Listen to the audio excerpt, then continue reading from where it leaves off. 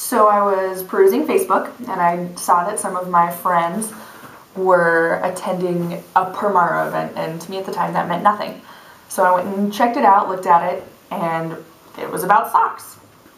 Alright, so I read about them, and I was kind of skeptical at first. I work out about 5 to 6 times a week, and I wanted to give these a try. So I went and got my pair of socks and worked out that evening.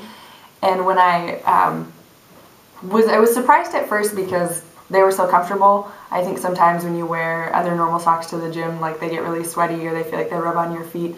And that didn't happen with these ones. Really liked that. When I took my shoes off, I was nervous, but I took my socks off and smelled them, and I didn't smell anything. I was like, all right, day one down. Tried it again, and that kept happening. So they've since become my favorite pair of socks, not only to wear, but to work out in.